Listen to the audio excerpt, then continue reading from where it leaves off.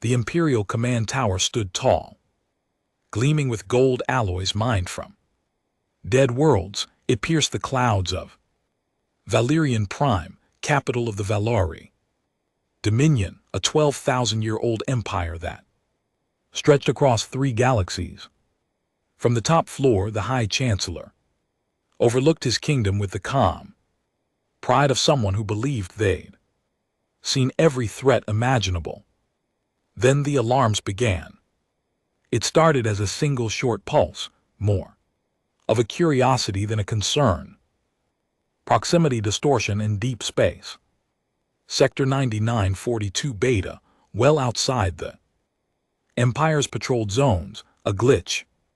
Perhaps, but then it happened again and again from different points, all within seconds of each other, warping thousands of signatures unknown, untagged, and traveling through a subspace corridor no species had ever navigated. "Are we under attack?" asked Commander Thely's voice, sharp but composed. "No. Known species possesses this kind of fleet coordination," replied Tactical Officer Ray, her screen flickering with cascading red sigils. "This isn't piracy. This is organized, but I don't recognize the architecture. No Valari tags, no Dominion ally codes." On the main display, dots began appearing. Hundreds, then thousands, like a virus infecting a clean system. They encircled the outer planets, then began closing in. A hush fell over the war room, and then the name appeared. Humanity. For centuries, the Dominion had referred to them as a dead experiment, an ancient slave race engineered and discarded, once used as grunts in planetary sieges, then wiped out after a rebellion attempt 200 years prior. Their home world, Earth, was scorched and blackened, their colony sterilized. The Valari had made sure of it, so how in the 13 hells are there humans in our orbit? The Chancellor roared. "They were extinct," someone whispered. No one answered, because now the display screens were showing visuals, real-time feeds from orbital defense stations that had just come online before being instantly jammed. Grainy footage flickered, monstrous black warships of unfamiliar design, blocky and brutal, bristling with weapons that looked too primitive to be dangerous until they fired. The first Vari defense ring was gone in seconds. Not disabled, erased. The humans had come back, and they weren't here to talk. Inside the tower, high-ranking officials scrambled. Orders flew. Activate all fleets.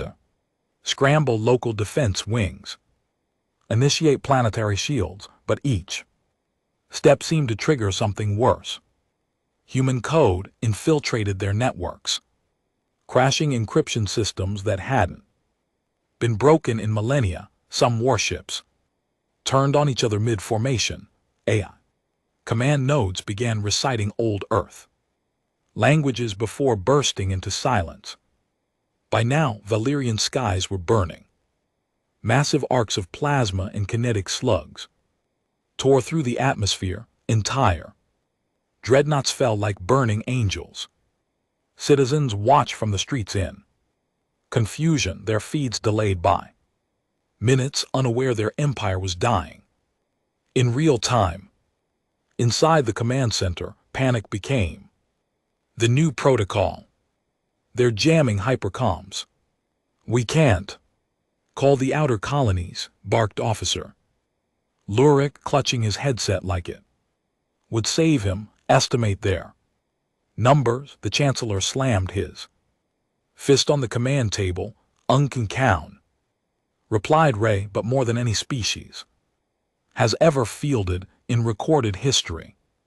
"How is that possible?" And then finally someone said it. "They never died. The humans didn't die. They disappeared. They were waiting." That word struck like a thunderbolt. Waiting for centuries. while the Vari Empire fattened itself on slave worlds and ceremonial wars. Forgotten race had gone quiet, had evolved, had multiplied, and now they had returned not to beg for recognition, but to end everything that had once enslaved them. The Chancellor's hands trembled. He looked down from his perch over the city. The sky was red now, lit by orbital debris and burning stations. Human ships moved in eerie silence, without fanfare or warning shots. No demands, no diplomacy, just cold, precise destruction. We underestimated them, he whispered. We buried them and they turned into ghosts. With guns, no one knew where the humans had gone after the genocide. Some said they retreated to the cold voids between galaxies. Others claimed a rogue AI had hidden remnants of their kind inside artificial planets orbiting dead stars. But those were myths, ghost stories told by low-level officers and war-bred children. The Vari hadn't wasted time mourning a species that once polished their boots. Now those same boots were vaporized under human fire. The orbital defense grid, a relic of the Empire's arrogance, had barely lasted 5 minutes. Shields meant to withstand solar flares and asteroid barges melted like parchment before molten steel. Human weapons were a nightmare hybrid. Mass drivers with gravitic propulsion, antimatter bombs seeded with intelligent shrapnel, and worst of all, black silence missiles. Those things didn't explode, they swallowed entire cities. Gone, not reduced to rubble, erased as if they were never built. One Vari general tried to activate a planetary fail-safe, a cascade shield that had been tested only once during the extinction of the Raelans. It had worked. Then it didn't now. Human code corrupted the sequence mid-initiation. The generator didn't power up. It collapsed in on itself, taking 10 square miles of government districts with it. The tower Imperial Command shook from the shockwave. Chancellor Drivas tried to keep his posture upright, but his hands betrayed him, gripping the armrest of his chair with white knuckles. Bring me the overseers, all of them. They're gone, replied Officer Ray, her voice a whisper now. Every overseer ship was docked at Station Prime. It's not there anymore. What do you mean not there? Drevius hissed. I mean it's not there as in there is no debris, no signal, no thermal trace, as if it was never built.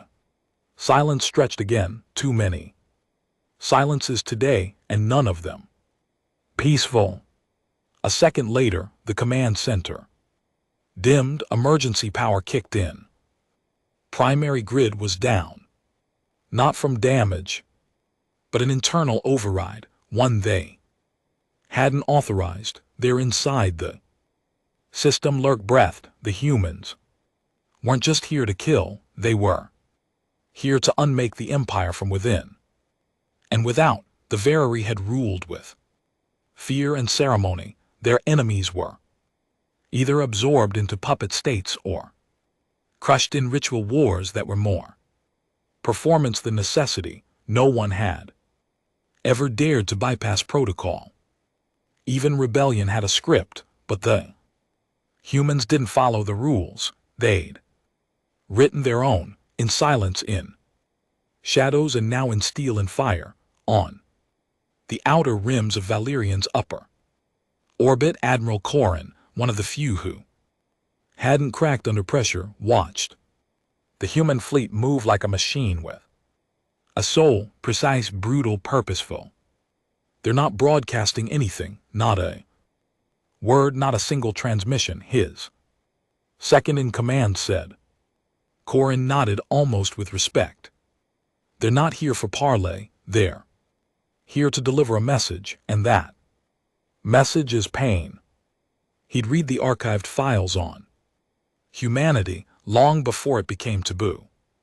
Back then, curiosity hadn't been dangerous. He remembered the stories of Earth's burning, of their primitive weapons, their chaotic governments, their unpredictable nature, but it had never been chaos. Not really. It had been free will, something the Dominion suppressed by breeding compliance and obedience into every citizen. Humanity had been the exception. They didn't adapt to chains, they memorized the links, melted them down, and reforged them into bullets. Corin opened a private channel, one only he could authorize.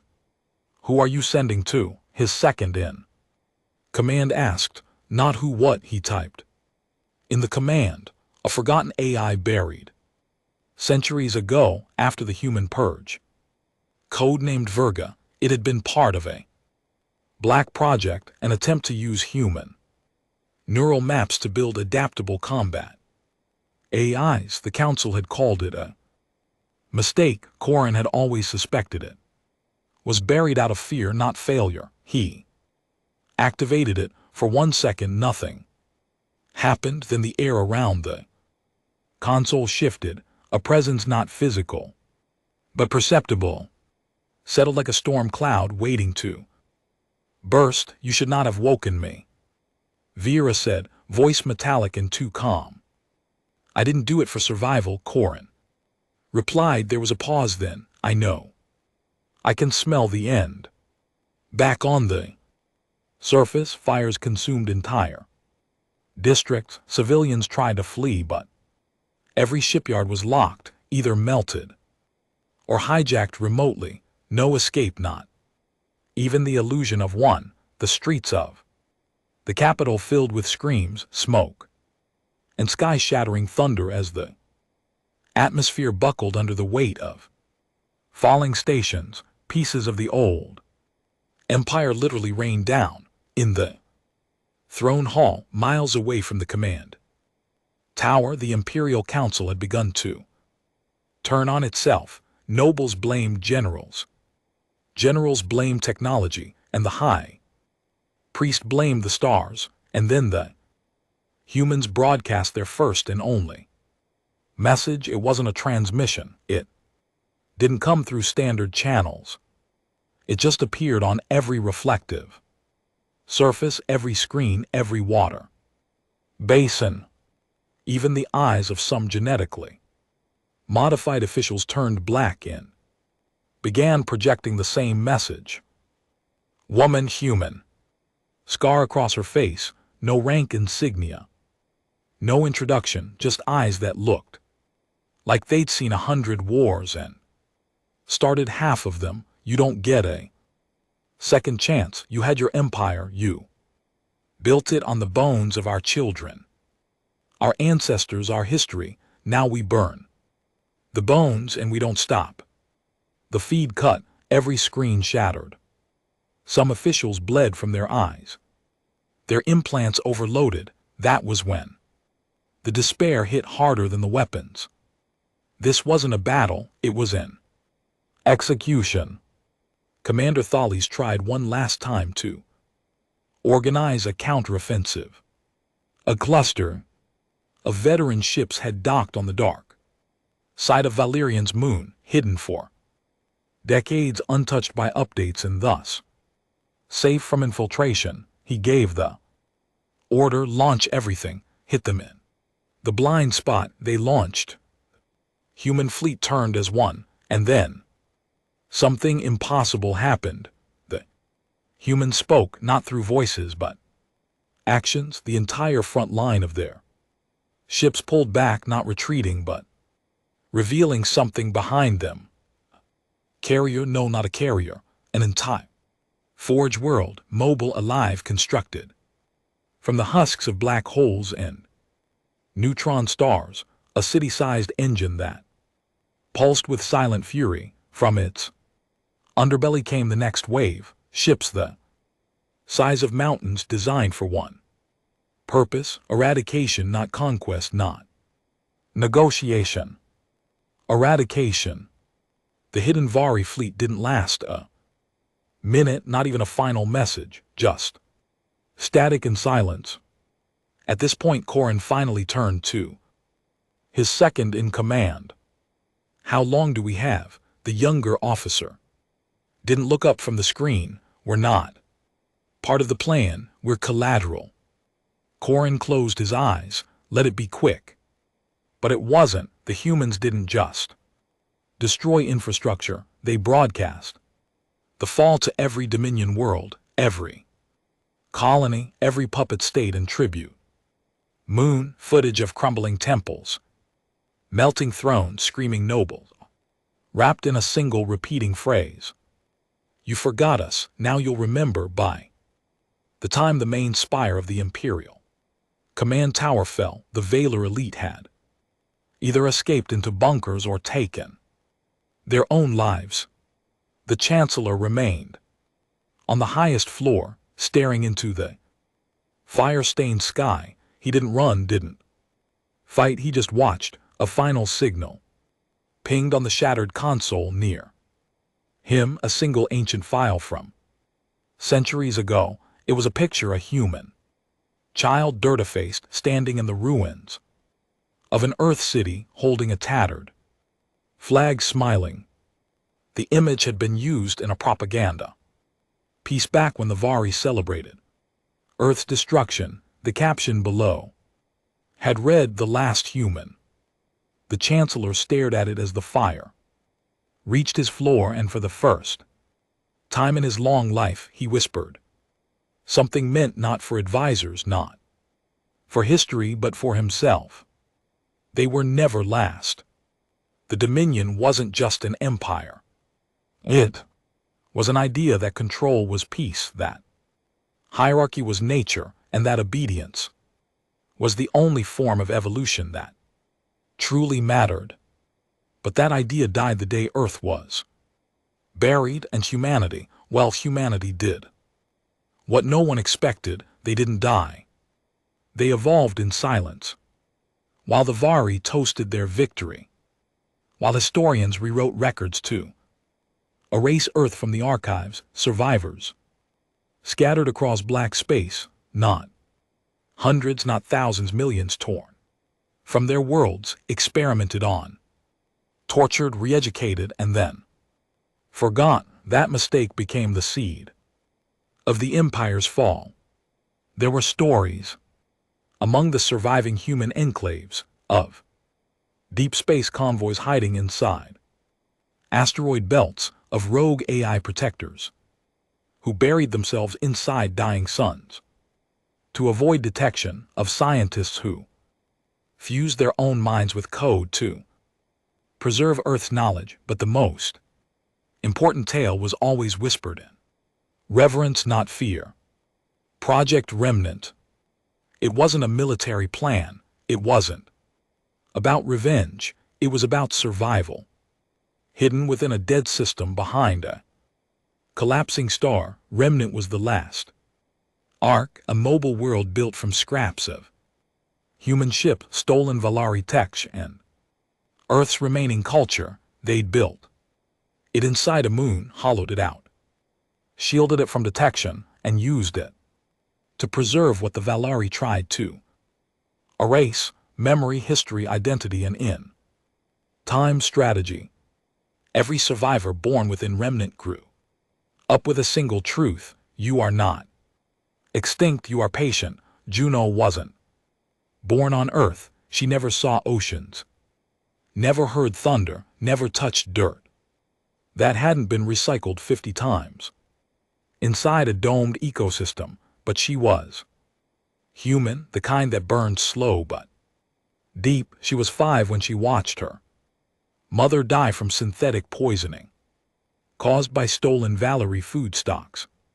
She was 8 when she hacked her first Dominion relay drone and rerouted its surveillance system to loop static for 12 hours straight. She was 12 when she became the youngest shadow captain in Remnant's fleet, an unofficial title given to operatives trusted with high-risk missions outside the Ark, and at 22, she disappeared into deep space with a crew of volunteers. No explanation, no contact, just gone.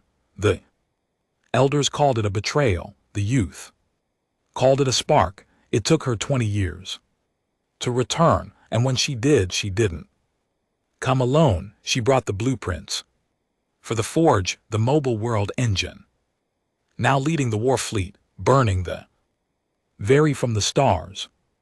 Back in Dominion space, only a handful of systems remained untouched. Most weren't even worth saving. Tributary worlds, too poor or too primitive to warrant human fire. Juno's war wasn't about mindless annihilation. It was surgical vengeance. The high seats, the command nodes, the breeding centers, the elites, every location that had ever signed the order to kill a human was tagged. They were first. Some Vari scientists had warned this might happen years before the attack. Back then they were mocked for their obsession with extinct vermin. One, a genetics specialist named Trellin VA, had even built a secret file system monitoring fringe signals and strange ship designs spotted near uncharted space. He'd been dismissed, demoted, finally exiled, but when the skies of Valerian turned black with human ships, Trellin wasn't surprised. He was bitter because he knew he had warned them, and now in the rubble of his former lab, surrounded by burning data cores, he activated a backup module buried under his floor. Inside it, stolen human DNA samples, old Dominion experimentation notes, and one classified record the Empire had buried even deeper than Earth itself, a birth report. Juno wasn't just a soldier, not even a revolutionary. She was a weapon they made and thought they destroyed. Her mother was one of the final generation of human test subjects used in the final years of the Earth cleansing war to experiment with hybrid DNA. The Dominion wanted to understand why humans resisted mental conditioning, why their emotional centers didn't break under trauma like other slave races. So they bred one in a lab, mixed DNA with other stable species, added artificial enhancements built in, loyalty fail-safes, and then when the project failed to show results, they erased it or tried to. A sympathetic technician snuck the infant out of the lab, disappeared into the refugee colonies, died a year later, but the child Juno survived. Unstable, unregistered, uncontrollable. And now she'd come back with an army of ghosts. Meanwhile, on a Dominion outer ring world, a small militia tried to defend a regional node, not a capital, not strategic, just a mining colony with aging defenses and a few thousand non-combatants. They'd received the alert too late. When the human fleet came, they didn't fire. At first, they waited, and from the lead ship came a single pod, small, black, and silent. It landed on the command deck, opened, and revealed a single data cube inside. Footage not of battle, but of the mining colony's past. Slavery, public executions, one child, a human, thrown from a platform for stealing food, laughed at by guards, cheered by miners. The humans didn't need to say a word. The colony detonated. 3 hours later, from the inside, militia turned their guns on themselves.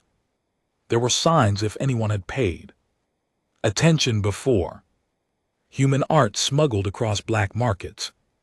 Old Earth music encrypted into Valari. Radio static, tattoos and forgotten languages seen on merchant drifters and ignored, but they didn't listen. No one ever listened to survivors until they Survivors became gods in the forges. Central Command Bridge, Juno stood alone, in front of a viewport that stretched. Across the stars, below her the remains of Valerian still burned, behind her. Commanders discussed next targets, power, reserves, psychological warfare tactics. She tuned it all out, her eyes stayed, locked on the void, on the gap between galaxies where the Dominion once exiled her kind. Did they beg? She asked a voice behind her, soft but firm, her second command. Some did, some fought. Most just froze. Juno nodded slowly. They always thought fear was our weakness, she said, but it was theirs. They feared what they couldn't control, what they couldn't silence. The officer stepped closer, theirs. Still one system untouched, core world. Military heart, we estimate 2 days. Before their last fleet rallies. Juno didn't look back, then let them rally. In that final system, general riot of the Valeri High Guard stood over a massive holographic table, staring at blinking red signals. He was old, not just in years and belief. He remembered Earth, remembered the purge, remembered giving the order. I told them, he said. Quietly, I told them, humans don't forget. His staff said nothing. Bring me all remaining ships, everyone. Civilian crafts, old war relics, I don't care. If it flies, it fights. What do we tell them, sir? He looked up. Tell them the ghosts are real. 2 days later, the last system was surrounded. The human fleet didn't fire. Immediately, they waited. Then, without a sound, they broadcast the image again. Across every Dominion screen, every eye, every sensor, the child, the smile, the flag, the last human. The message was simple: we never left, you just stopped looking. Then the forge opened its lower decks, and humanity fell upon its enemies like a storm that had been centuries in the making. The last light of the Dominion's core world flickered beneath a blood-cold sky. Tarnis, a world built from centuries of tribute, conquest, and manipulation.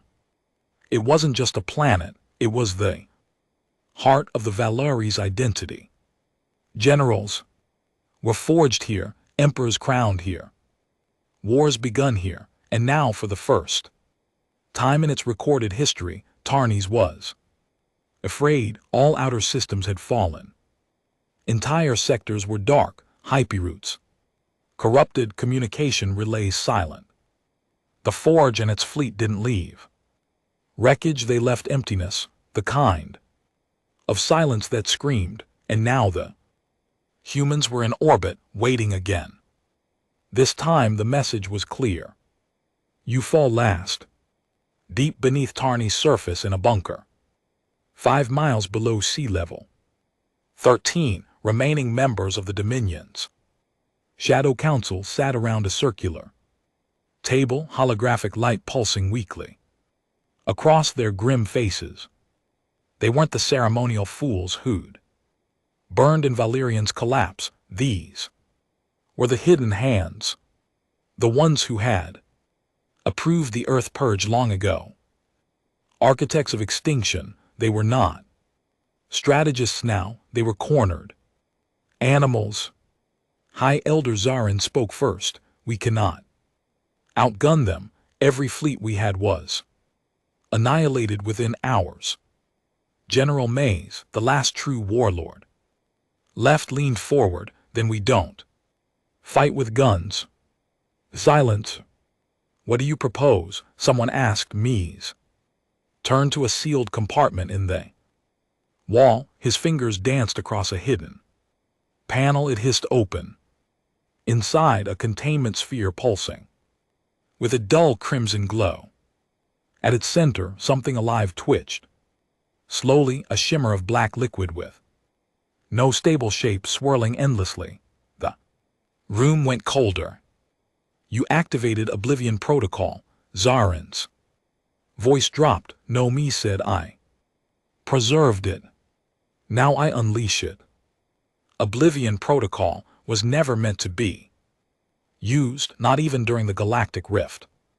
Wars, not even when the Raylan Plague consumed 500,000 colonized worlds. It was too dangerous, born from a failed bioexperiment to enslave the human mind. Oblivion was what happened when a Dominion scientist decided control wasn't enough. He wanted a racer, a sentient pathogen, not viral, not bacterial, something else, something quantum. It didn't infect, it rewrote. It learned from the mind it touched and made sure no other mind like it could ever exist again. Once released, Oblivion didn't kill, it made you unmake yourself. And now the Dominion planned to turn it loose, not on themselves but on the humans. Back aboard the Forge, Juno stood with her commanders inside the Grand Vault, a central hub where the Warfleets' pulse was monitored. She reviewed the orbital scans of Tarni's defensive grid still online, multiple subterranean signatures, civilian life minimal, mostly military strongholds and data bunkers. Something's wrong, her second in command muttered. Juno nodded. They're not scrambling, not even shielding their power cores. No desperation, no. She whispered, that's not what this is. This is preparation. For what? Before she could answer, a blip appeared on the center table. Tiny, too small to be a ship, not a missile, no energy output, no heat trail, but it was moving straight at them. And then it multiplied. Dozens of identical signals spreading like spilled ink through the void. Is this a weapon? One commander asked. No, Juno said, her breath caught in her throat. It's alive. The moment Oblivion reached the Forge's outer perimeter, something strange happened. The ship's AI screamed, not in code and agony, its voice fractured. Languages twisted mid-sentence, lights flickered, gravity shifted. It wasn't hacking, it was touching, infiltrating in a way that didn't make logical sense. Like it didn't care about metal or code. It wanted awareness, it wanted the minds that piloted the machines. Juno reacted instantly. Cut outer systems, purge memory banks, deploy red shield. Across the fleet, command ships severed their digital cores, power rerouted manually, emergency protocols activated. Too late. A single ship, the Gladius, began to drift. Its captain started broadcasting nonsense, not encryption, just babbling in dozens of languages, crying, screaming, laughing. Then the ship turned on its side and accelerated into the Forge's main shield. It vaporized instantly. The bridge went silent. Juno turned to her second. Get me in. Answer. What the hell is that? He was already scanning. It's not technology. It's not a signal. It's biological. And not, it's designed and it's recursive. What? It copies understanding. It doesn't just infect, it learns what you are and then rewrites what you should be. Back on Tarni's, the Shadow Council watched the first impact. One of them smiled. They won't survive Oblivion. Zarin was the only one who didn't look pleased.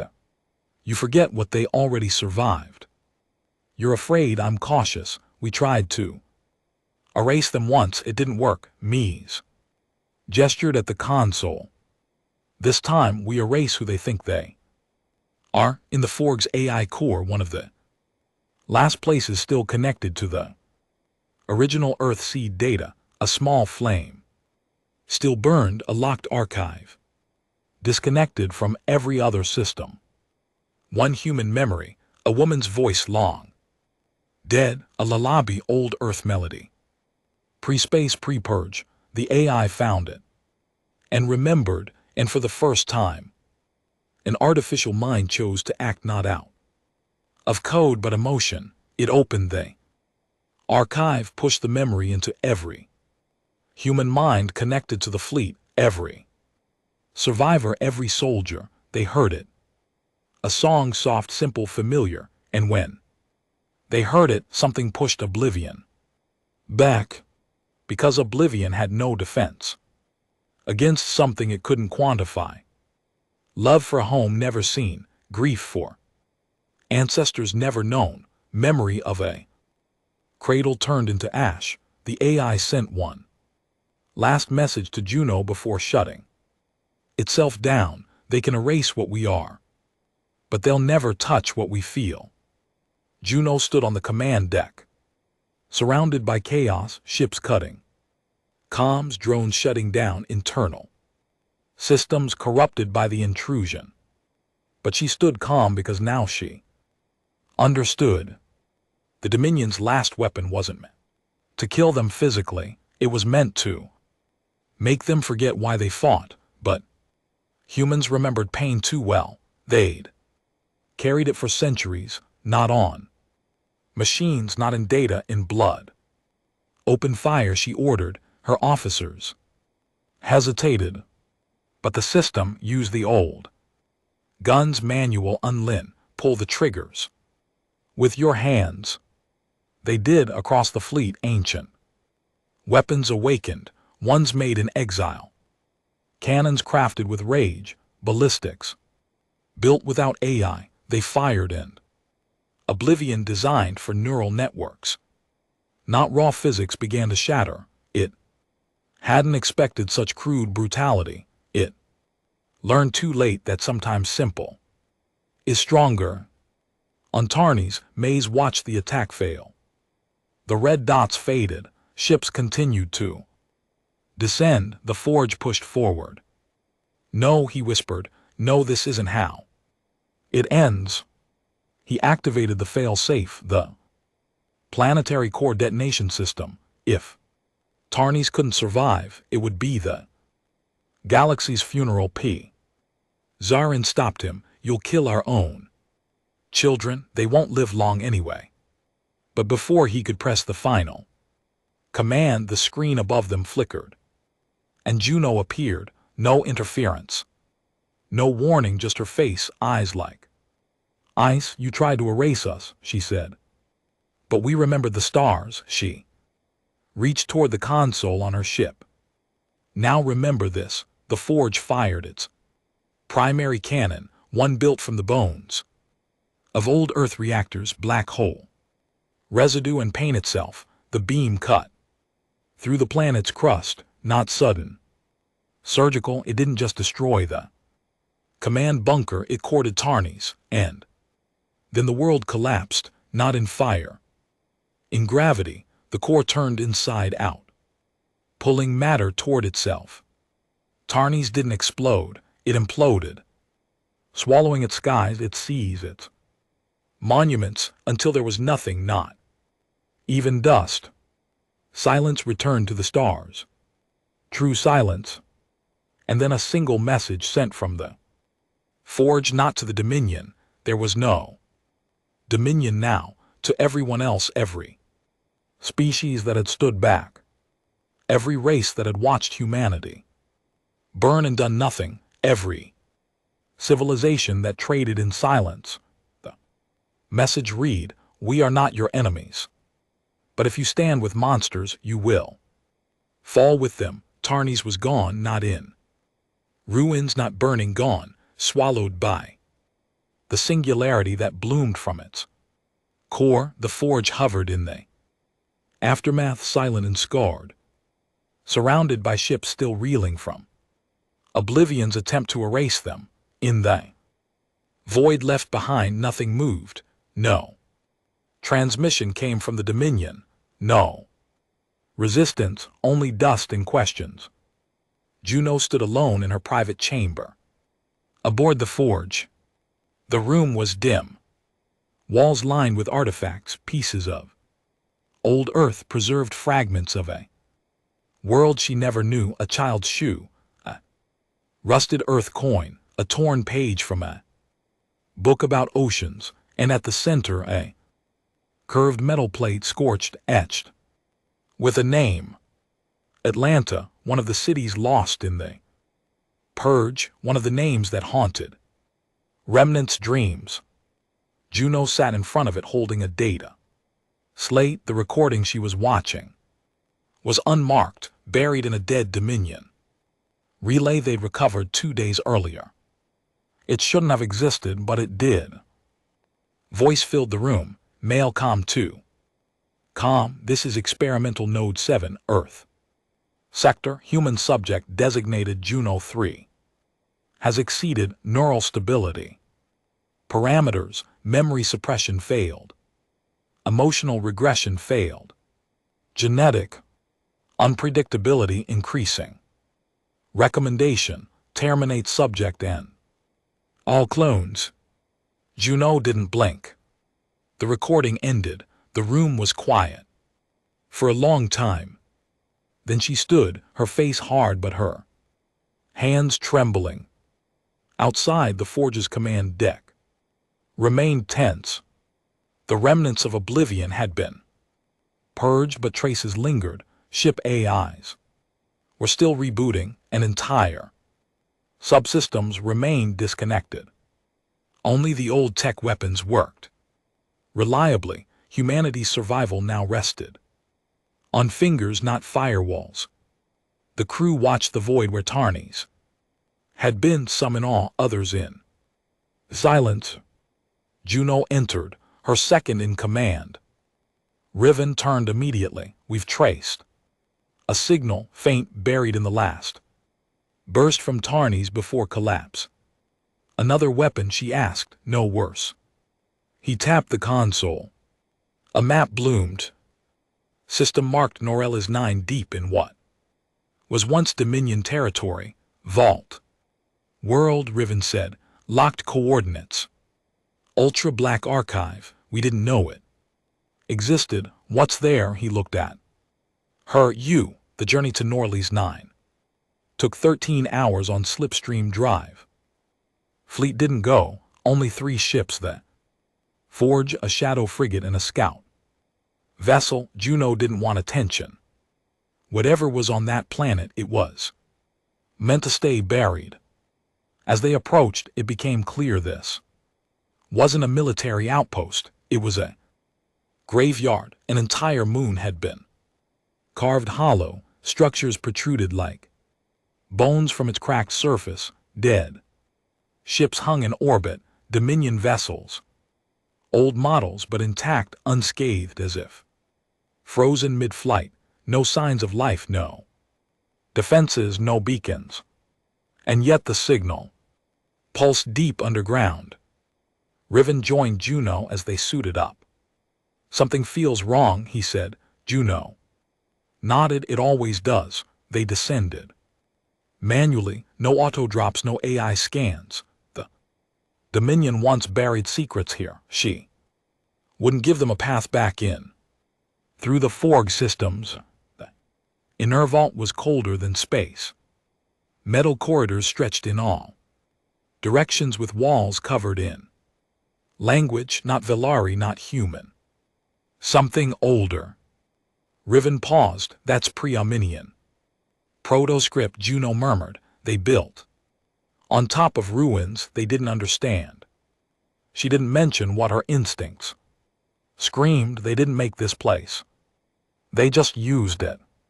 They moved deeper, past chambers filled with decayed machinery, glass tanks that had shattered long ago, and flickering consoles that still whispered half-words in a dozen dead languages until they reached the core, a room the size of a stadium lit by a single pulsing light. At its center, an obelisk, black, floating inches above a platform, covered in human DNA chains etched into its surface. Riven stopped walking. This is wrong. Juno didn't stop. She approached the obelisk. As she reached it, the light around her dimmed. The air grew heavier. Gravity pulsed like a heartbeat, and then a voice, her own voice, echoed from the stone. Designate Juno 3. Sequence complete. Memories restored. Her vision blurred. The room vanished, and she fell into herself.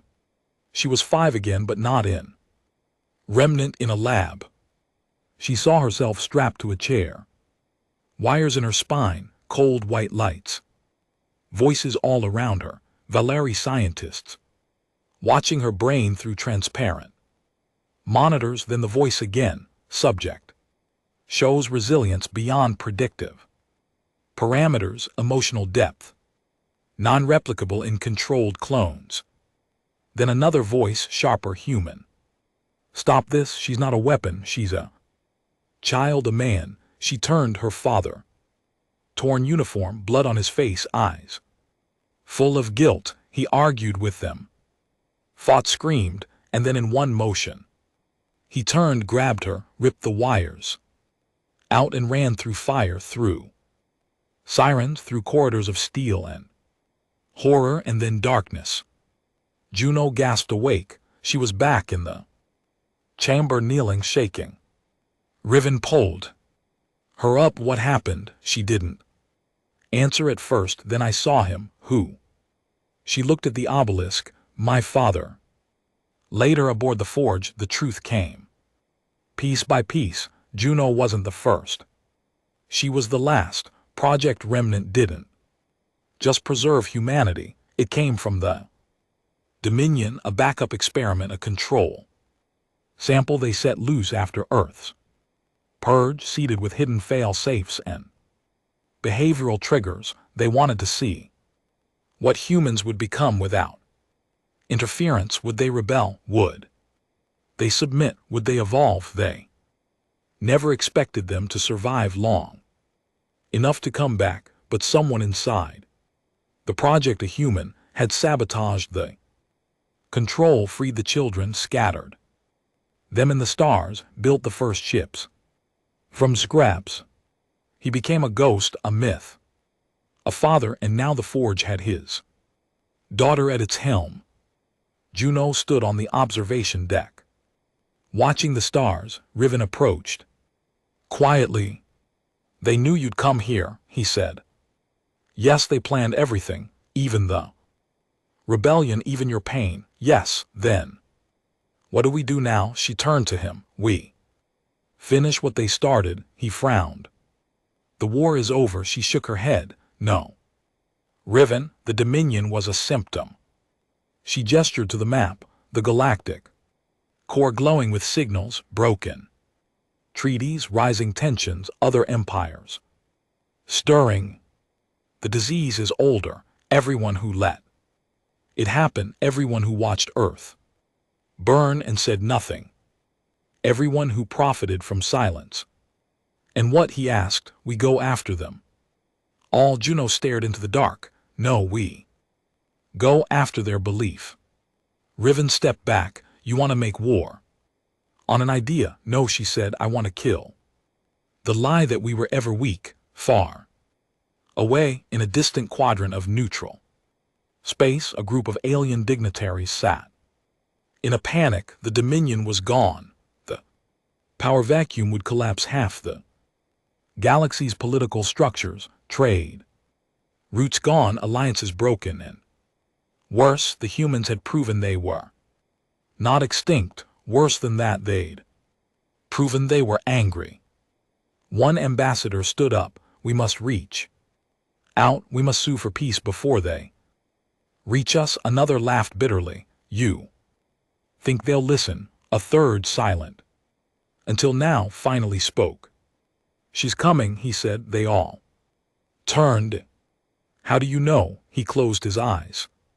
Because she sent a message. He played it. We remember everything. We forgive nothing. And we are done waiting.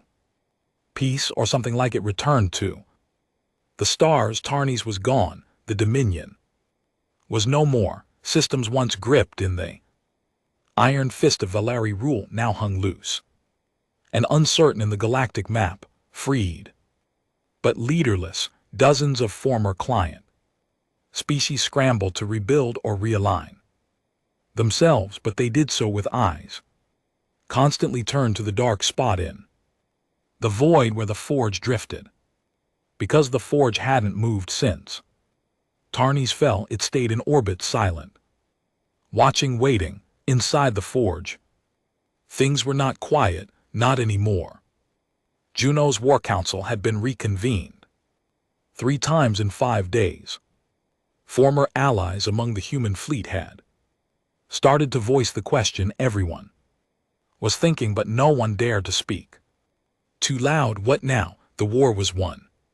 But victory for humans had never been the goal. Survival was, and now they were beyond that, alive, powerful, feared. Too feared. Juno stood at the head of the war table, flanked by Riven and 3 other high command officers.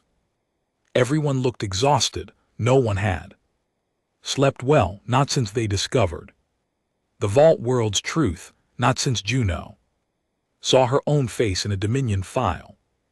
Marked subject Juno 3 design flaw. Excessive independence. They tried to make her obedient. They failed, and now all of them were ash. Several independent systems are asking for an audience, Riven said, scrolling through a growing list of transmissions. Some are begging for protection, others want trade. A few want revenge against what's left of the Dominion's nobility hiding in their borders. They want to use us, muttered Commander Eaton, leaning back with a grim frown. First we were lab rats, now they want us to be their blunt weapon. They're afraid, Riven replied. They should be, Eaton snapped. They watched our people burn. The Dominion didn't enslave planets without help. Half of these governments signed treaties while Earth was dying. Some of them had no choice. Someone else offered. Neither did we, Juno said, and the room fell silent. She let that silence settle, then spoke. Again, calm but cold. We didn't crawl out of extinction just to be pawns in someone else's chessboard. We don't serve. We don't rebuild what broke us. We end it. Commander Ian raised an eyebrow. And what? Juno turned, gesturing to the star map above the table. Red lines showed Dominion space, fractured and glowing. Beyond them, yellow clusters marked neutral territories. A vast section of blue, still untouched, marked the ascendancy, the last of the galactic superpowers. They stayed out of it, Juno said. Let the Dominion erase us, claimed neutrality, traded goods, looked the other way while our home was turned to ash. You're proposing we go to war with them? Riven asked quietly. Juno didn't answer right away. Instead, she said, play the message. Riven hesitated, then nodded. A moment later, the room filled with the sound of a recording, static, heavy but clear. It was an intercepted broadcast from an ascendancy diplomat during Earth's final days. The voice was polished, emotionless. The Dominion has initiated full sterilization of the human home world. We acknowledge the act. We will not interfere. Any alliance with an unstable, warp-prone species such as humanity is against long-term galactic interests.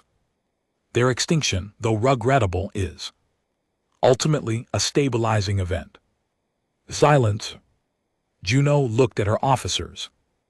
That was 200 years ago. Do you think they regret it now? No one answered. Because the answer didn't matter. What mattered was what came next. Later, the Forge's memorial chamber, Juno stood alone before a wall of names, 1,000,000 of them etched from data pulled from Remnant's earliest records. names of. Those lost, names of the forgotten. She placed her hand on one. Talia Wren. No record, no title, just a child, one of the first to die in the purges. Burned in orbit as Dominion cruisers. Sterilized Earth's atmosphere. Juno didn't cry. She hadn't in years. But she remembered, and that was worse. Riven found her there. He didn't speak. At first, just stood beside her. Finally, he said, "We have something." What? The location of the last surviving Dominion High Priest. He's hiding in the Marrow Belt, some backwater planet. Buried in a refugee colony. Protected. Heavily, someone's shielding him. Possibly Ascendancy operatives. Might be. A bargaining chip. Juno's eyes narrowed. I want him. The journey to the Marrow Belt took 20 hours through fractured lanes, once a thriving merchant corridor. Under Dominion rule, it was now a wasteland of scavenger ships and pirate signals, but one signal stood out, an artificial moon, heavily shielded. No official records. Just a blank dot in space. Juno took one. Ship the Hallard, a stealth cruiser. Just her, Riven, and a small extraction team. No fleet, no public action. This wasn't about politics, it was personal. The halberd cloaked itself as it approached the station. Security was tight. Ascendancy tech, confirmed. They were hiding him. Riven cursed under his breath. They never cared about the Velari priests before. Why protect one? Now, because he knows something, Juno replied, and we're not supposed to hear it. The infiltration was fast. Efficient. Juno led from the front, silent and deadly, her presence like a blade drawn. In a dark room, the guards were trained. But they didn't know what they were fighting. They still thought humans were. Predictable, they weren't. 10 minutes in, the team reached the core chamber. There in a gilded shrine sat High Priest Lurth, cloaked in gold, surrounded by incense machines and prayer drones. He didn't resist. He smiled. I knew you'd come, he said. Juno said nothing. You want answers. He continued calm as ever. But you already know them. We did what we were told. What the Ascendancy paid us to do. Earth was a trade, nothing more. They feared your chaos, your innovation, your fire. So they gave us what we needed, and we burned your world to buy their silence. Juno raised her weapon. He didn't flinch. You won't kill me, he said. Why? Not because you're not them. You have fire, but you don't have ice. That's what they fear, that someday you will. She lowered the weapon slightly. Then he whispered, do you know where your mother is? Juno froze. What? She didn't die in the purge, not like the records say. He leaned forward. They took her before the fires. She was Ascendancy property long before you were born. Back aboard the halberd, Juno sat in silence while Riven piloted through the return route. He's lying, Riven said. It's what they do. Twist truths, maybe. What are you going to do? Juno looked out the viewport toward the stars, toward the Ascendancy. I'm going to find her, and if she's gone, she's not. Riven hesitated. And if she's with them, if she helped them. Juno didn't blink. Then she'll answer for it. Back on the forge, preparations began. The fleet expanded. Alliances solidified, but fear spread faster than diplomacy. The Ascendancy called for a summit for peace, for reconciliation. They called it the Union Accords. They invited Juno, sent envoys, promises, apologies. Juno listened to none of it. She looked at the invitation, a beautiful thing. Formal, elegant, sealed in gold. She crushed it in her hand and gave a single Order, prepare for war. The invitation was still on her desk, now torn, the seal broken. Its elegance meant nothing. The Union Accords, a summit, a peace offering, a formal attempt to integrate humanity back into the galactic community, hosted by the Ascendancy Council in their shining capital, Orals Prime. Orals Prime was untouched by war. No Dominion siege had ever breached its skies. While Earth was sterilized, while remnant drifted in dark space, while the Valari turned children into ashes, Orals watched, neutral, wealthy, smiling. Now they wanted to talk. Juno wasn't a fool. She knew the accord wasn't about peace. It was containment, an attempt to put humanity back into a cage, this time gilded with diplomacy and pretty words. But she'd seen what pretty words covered. Ash bones, silence. Riven entered the command chamber just after dawn cycle. He didn't knock. He hadn't for months. They're pushing hard, he said, all communication channels flooded with peaceful rhetoric, promises of unity. They're even offering Earth's remains as sovereign territory. Juno turned from the viewport. Earth's remains, she repeated. They think they're being generous. Tell them to crawl back into the hole they buried us in, she said coldly. We're not interested. Riven didn't flinch. I already did, but they're not backing down. She sighed and walked over to the star map. Her eyes scanned the Ascendancy sectors, perfectly intact, perfectly untouched.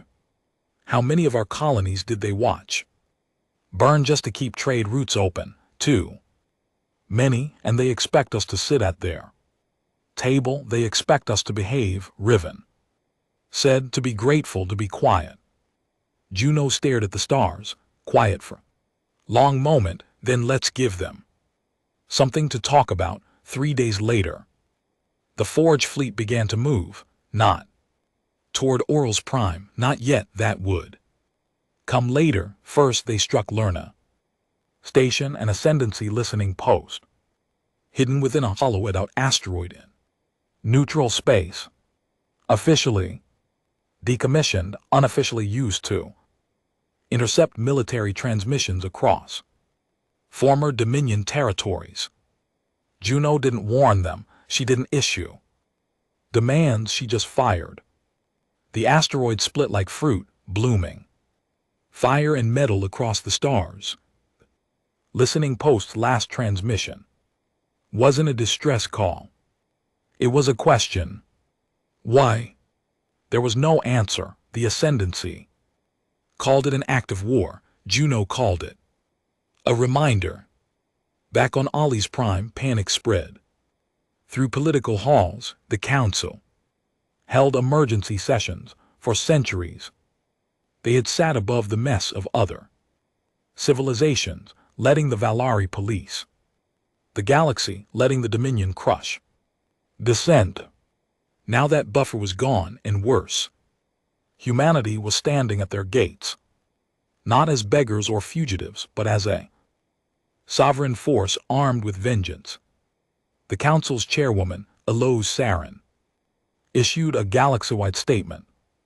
The Ascendancy regrets the inaction of the past. We seek reconciliation. We extend our hands to the children of Earth. There is room at our table for you. Juno watched the broadcast in silence.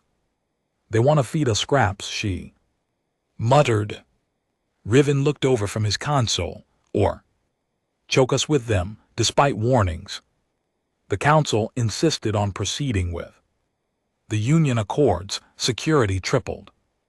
Every species in the galaxy was watching. Now, would the humans accept peace? Would they take revenge, or had they become the very monsters the Dominion once feared? The Forge remained silent, no response, no signal. And then on the day of the summit, a single transmission 3 words: we are coming. The arrival was theatrical, deliberate. Juno didn't arrive with the fleet, she came in a single ship, the Pale Blade, escorted by 6 stealth drones and 2 human strike vessels. No AI, no diplomats, just her. She landed in the center of All's Prime's capital plaza, where the Accords were being held, beneath the glimmering sky glacis dome, once reserved only for heads of ascendancy states. Now the doors open. For her, the galaxy watched as she stepped out in full command gear. No cape, no decoration, no symbols of peace, just warforged armor, scarred and stained. At her side, a blade on her face, silence. Inside, the council was waiting, seated in a circular chamber, lined with representatives from every known species. Holograms floated with maps, peace treaties, proposals. Chairwoman Saren stood, arms outstretched. Commander Juno, on behalf of the Ascendancy Council, we welcome you. I didn't come to be welcomed. Juno cut her off. The chamber tensed. Saren's smile barely faltered. Then perhaps to speak, to make sense of what comes next. Juno walked slowly into the center of the circle. Her boots echoed across the glass floor. Her presence felt like a storm waiting to break. I've read your history books, she said. You wrote us out, called us unstable, dangerous, war-prone. She looked around, eyes meeting alien faces, some guilty, some defiant, most afraid. You watched us die. You turned your backs while we were hunted, sterilized, enslaved. You knew the Dominion's crimes. You funded them. Soren diplomats stood. We were afraid. The Valari fear doesn't excuse complicity, Juno said sharply. You fed the wolf and now pretend you didn't hear the screams. Saren raised her hands. We don't deny the past, but we want to shape the future with you, together. Juno tilted her head slightly. Together, she stepped closer to the Council's platform. I saw the Dominion's labs, she said. Quietly, I found the obelisks, the cloning chambers, the memory wipes. Do you want to know the most interesting part? Saren's jaw tightened. Juno smiled coldly. They weren't Viri designs. A ripple of murmurs passed through the chamber. Juno threw a data chip onto the central console. Ascendancy technology. Prototypes for neural mapping, memory extraction, identity rewriting. You didn't just stand by, you helped them build it. A Hornic ambassador spoke up nervously. That can't be. It is, Juno interrupted. I was born in one of those labs. I saw the files. I saw your seal. Saren tried to recover. Even if that's true, those operations were unauthorized. Rogue agents long buried. Buried under your silence, Juno snapped. But not anymore. She turned, voice rising. You don't want peace. You want control. You want to brand us again, to chain us again, but with handshakes instead of blades. She leaned forward. We're not coming back. We're not joining your little club. We're not your mistake to correct. Silence followed. A long, stunned silence. Then Juno delivered the final blow. We are forming a new order, she said, an alliance of survivors of broken species and forgotten peoples, those crushed beneath your indifference. She paused. And we will watch you just like you watched us, but unlike you, we will act. Sarian's expression finally cracked. You're threatening war. Juno turned to leave. No, I'm promising accountability. Outside the dome, the Pale Blade waited. Engines hot. Juno boarded it without looking back. The summit ended not with applause but with silence and tension that no treaty could ease. The ascendancy had gambled on mercy.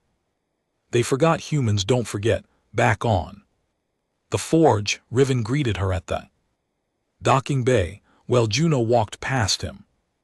They offered us a seat at the table and I flipped the table.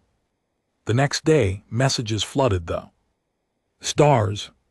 Species long ignored by the ascendancy began sending envoys to the forge, requests for protection for alliance for truth. The survivors were speaking and humanity was listening.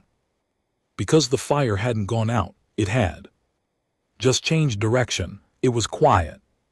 Now not the silence of death or aftermath but the strange stillness that follows an explosion where everything is suspended, waiting for the dust to settle, for the world to admit what just happened. The ascendancy had been publicly humiliated, their diplomacy shredded, their secrets exposed. But they didn't retaliate. Not yet. The forge hovered in neutral space, orbiting the broken edges of the former Dominion's central sectors. Behind it, thousands of allied vessels gathered. Pirate clans, rebel fleets, old exiles, orphan species, the broken block. Some were calling it the new frontier, others whispered. To Juno it was neither, it was just what came next. Riven stood at the edge of the observation deck as the fleet realigned. They'd intercepted 3 more communicates from ascendancy border systems, each more nervous than the last. Rumors of splinter factions, loyalists seeking reparations, hidden projects being moved underground again. They were retreating into shadows, but Juno knew what that meant. The quiet wasn't surrender, it was reloading. Juno hadn't spoken much since the summit. She'd returned from Oral's Prime with her voice stripped raw, not from shouting but from the weight of saying everything she'd never been allowed to say before. She'd stood in the most sacred chamber of the galaxy and spit truth in their faces, and now she carried the burden of what came next. Riven joined her in her command quarters, bringing a single file. We found her, he said. Juno didn't move. Earth sector, Old Dominion medical station turned ascendancy black site. Deep orbit, buried behind a manufactured nebula. It's cold, dead now, but there's a body there, cryopreserved. Juno turned slowly. Her eyes were darker than usual. No DNA match, she asked. None we can verify. Records are corrupted intentionally, but the genetic markers match yours. She said nothing for a long time, then set a course. The journey took days. The system was quiet, abandoned. An old Dominion shell of a place long forgotten by most. No visible activity. Not even scavengers, just a cold, dead station drifting in silence. Medical Station Theta 4. The docking was manual, Juno insisted. No drones, no scans, just her Riven and a single engineer to keep the ship running. She didn't trust automation. Here, not with this. The interior was frozen. Lights flickered on emergency power. The walls were lined with empty cryochambers, some shattered, others sealed with age-worn glass, too fogged to see through. The air was filled with that sterile clinical rot that never quite fades. In the center of the main chamber, a single cryopod remained intact. ID subject, A12 species, human status preserved. Juno stared at the pod. Her hands hovered above the console. She hadn't touched anything yet. You don't have to do this, Riven said softly. She didn't respond. Instead, she reached forward and keyed in the Override, the pod hissed, steam burst. From the seams, the lid slowly lifted. Inside was a woman, human, late 30s by appearance, slender, fragile, frozen. Time, her face, Juno's legs nearly gave out because she had seen that face before in dreams and fractured memories, stitched back together by force and desperation. It was her mother. The logs were fragmented, but Riven patched them together as best he could. They played on a small screen beside the pod. As Juno stood motionless, eyes locked on the woman inside. Log entry, so for 2 subject I-12. Shows remarkable neural adaptability. Partial memory resistance detected. Sedation increased. Log entry 77, the subject keeps repeating a name, Juno, possibly a daughter. Records corrupted, requesting further data extraction. Log entry 91. The subject fought sedation again. Cryostasis initiated against ascendancy. Ethical protocols, authorization overridden by Project Echo. Final log. Transfer to long-term stasis complete. No retrieval authorized, file locked. Status forgotten. Juno knelt, her hand brushed against the glass. Why, she whispered. She tried to resist. Riven said, still scanning. She fought them. They buried her to shut her up. Juno's breath trembled. They took everything from her, from me. And still, Riven said, she held on. She remembered your name. Juno closed her eyes. She shouldn't be here. She should have been free. She should have raised me somewhere with air and trees. She should have. She stopped herself. Rage tightened her throat, but no tears came. There were none left, only fury. They brought the pod back to the forge. Not to revive her, that wasn't possible. Not after 200 years, not after cryo suspension that long, but to bury her properly, for the first time since the war began. The humans of the Four gathered not to fight, but to mourn. They stood in silence as Juno walked to the airlock bay with the pod. There was no speech, no ceremony, just mother and a daughter reunited far too late. The pod launched into the stars, sealed in a vessel crafted from earth, metals, and inscribed with ancient words. In English, Hindi, Arabic, Swahili, Latin, every human language they had recovered. Juno watched it until it vanished from sight.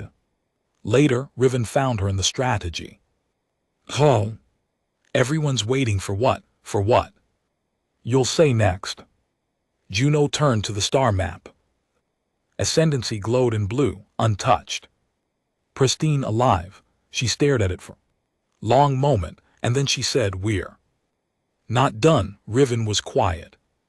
"You sure? I was made in their labs. My mother was buried in their cold storage. Like broken equipment, they watched our people burn, then wrote us out of history, and now they ask us to sit at their table like good children." She turned to him, voice still. "They don't deserve peace, not yet, not until they remember everything." And so humanity moved again, but this time not as a fleet of vengeance. Now they came as a force of memory. They didn't destroy cities, they didn't burn planets. They broadcast truth to every corner of the galaxy. The Forge sent transmissions, uncensored, brutal, human footage of Dominion camps, recordings from the Purge, testimonies from survivors, names of every species who helped, who traded, who sold out their neighbors. The galaxy couldn't look away anymore. All their sins played in the sky, and humanity's message was always the same. You erased us, but now we write the story. Some fought back, small factions, loyalist remnants, mercenary armies paid In promises, the Forge met them all with fire, not because it wanted war, because war was the only language they'd ever taught the children of Earth. Eventually the ascendancy cracked, not from invasion but from within. You can't build peace on secrets, not when the truth rises like a flood. Protests erupted, leaders resigned. Civil wars sparked, and in the vacuum, the new order emerged, not led by the old council, not by dominators or diplomats, but by the broken, by the survivors, by those who remembered what it meant to be forgotten. Juno stood once more in her command chamber, the stars ahead open and waiting. Riven stood beside her, no one strong enough to stop us now, he said quietly. Juno didn't smile. That was never the goal, she said. Then what was? She looked out at the stars, and for the first time her voice softened. Not to be remembered, she said, but to be understood. And in time the galaxy did, not because humanity conquered it, but because they reminded it of something it had forgotten. The cost of silence, the weight of memory, the strength of survival. Humanity was not dead. They were not broken. They were not gone. They were the storm that comes after the fire, and this time they were writing the ending themselves.